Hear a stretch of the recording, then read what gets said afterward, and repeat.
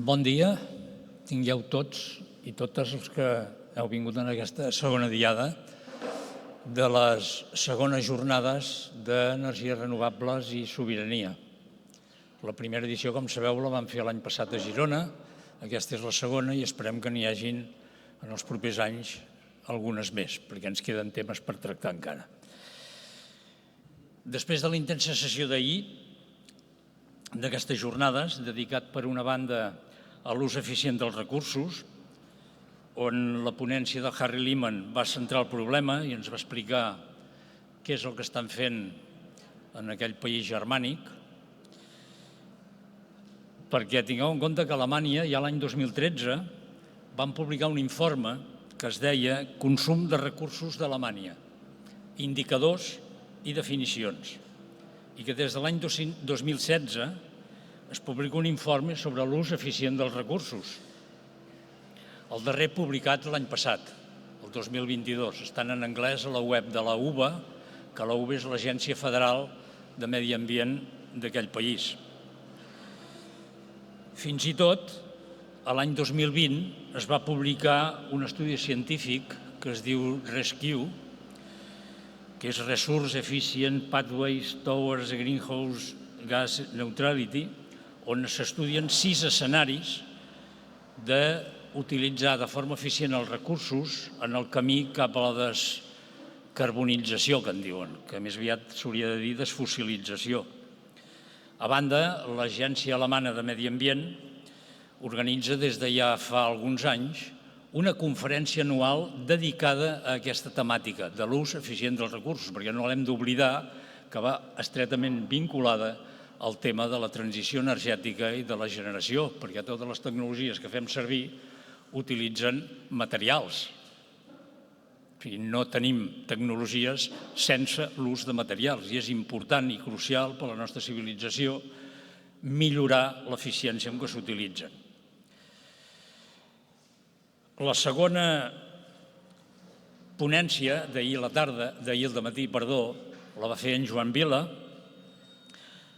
parlant la fi de l'abundància, que en diu ell, cap a un benestar eficient i frugal. Podríem dir que és la versió catalana de l'escola americana que des de fa anys prediquen el que s'ha conegut mundialment com voluntary simplicity, és a dir, de viure de forma simple sense abusar dels recursos. Per una altra banda, la tercera ponència la va presentar en Jaume Morron, que va fer les seves valoracions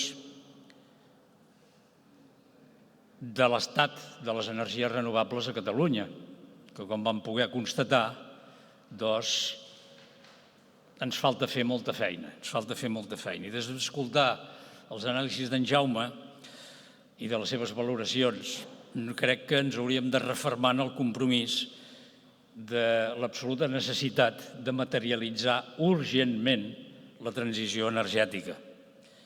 Doncs el que estem fent, podríem dir amb una expressió típicament catalana, que ho estem fent amb una sabata i una espardenya, el que s'està fent actualment, i requeriria posar-hi voluntat. Anem, doncs, a començar la segona jornada, centrada en 2 temes claus: l'emmagatzematge d'energia i les línies elèctriques. Tots 2 prou importants, perquè pel que fa a l'emmagatzematge, a Catalunya estem amb tant retard com estem amb les renovables, perquè és un aspecte que, al meu entendre, s'hauria de tractar en paral·lel, perquè com més augmentem la capacitat de generació renovable, estem aprofitant l'energia continguda en els fluxos biosfèrics que ens envolten, i això és variable, la quantitat que en podem captar al llarg del temps. Per tant, si és variable, hi haurà moments que en tindrem accés, hi haurà moments que ens en faltarà. Per tant, això requereix, com qualsevol aprofitament d'un flux variable, doncs requereix una certa capacitat d'emmagatzemament. I aquest debat no l'estem tenint a Catalunya. I aquesta és una de les raons per les quals avui hi dediquem una de les taules. L'altra és dedicada al tema de les línies. Per què el tema de les línies? Doncs perquè en aquest país tenim una situació heretada de la dictadura, evidentment, que va donar certs privilegis a determinades empreses que eren antigament monopolis i que actualment, tot i que s'han desmonopolitzat, diguem-ne d'alguna manera, podríem dir que s'han oligopolitzat, és a dir, exerceixen més poder del que haurien d'exercir.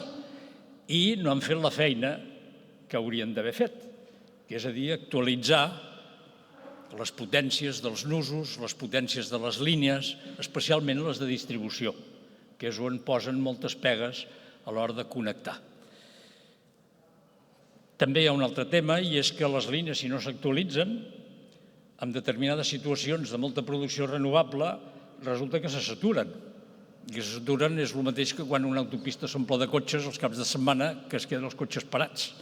Per tant, o treballem el tema de l'emmagatzematge i treballem el tema de les línies, o no ens en sortirem, perquè per més capacitat de generació que tinguem, es poden donar circumstàncies com la que ha passat ben recentment, amb els temporals de vent que hi va haver les setmanes passades, doncs que es generalitzen aquests fenòmens que en diuen en anglès curtailment, que és a dir, parar, ordenar ordres de parar instal·lacions de generació en moments on hi ha possibilitat de fer molta generació, perquè les línies no absorbeixen tot el que hi ha. I això és una feina d'actualitzar les línies.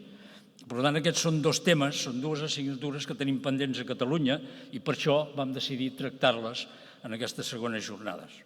Comença a ser hora de fer-ho i en paral·lel, mentre anem augmentant la capacitat de generació que esperem que es vagi fent urgentment en els pròxims anys. No sigui que ens trobem amb la situació que us he dit que ja troben molts països europeus.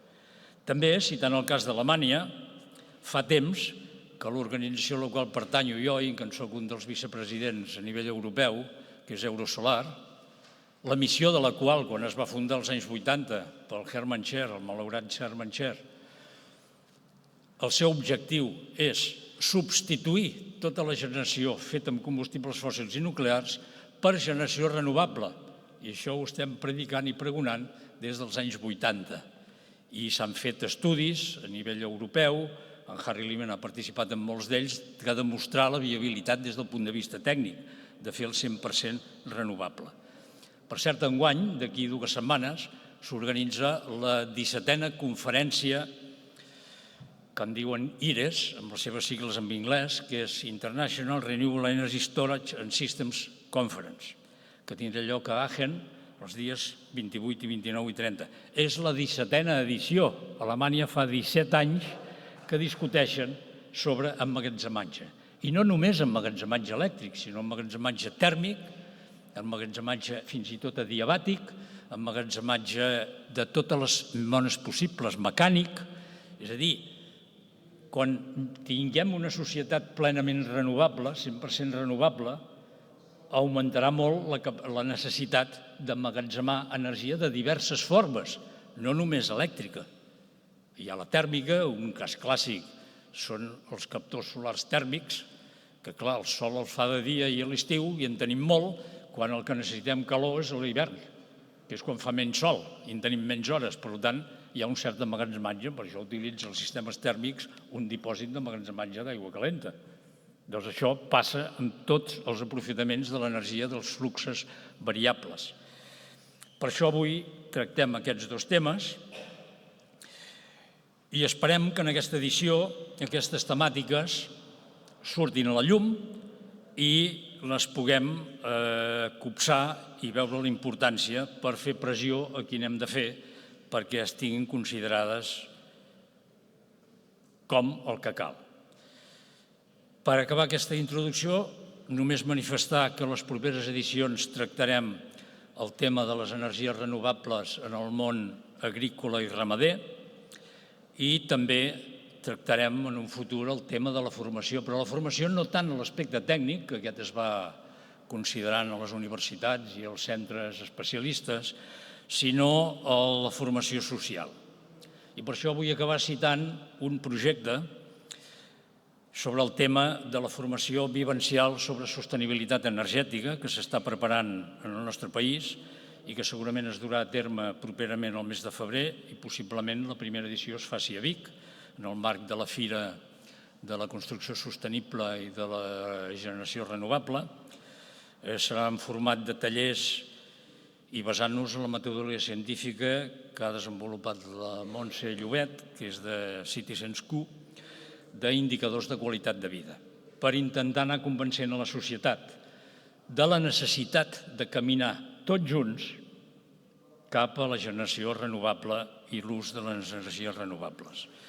Sigueu, doncs, benvinguts en aquesta segona jornada i només recordar que les persones que intervindran a les dues taules rodones són 8 persones, 4 en cadascuna, una d'emmagatzematge i una de línies, passin per allà a la taula de control que els hi posaran els micròfons per poder parlar. Doncs anem a començar, doncs, a continuació, i moltes gràcies per ser tots aquí i compartir aquesta matinada una vegada més. Gràcies.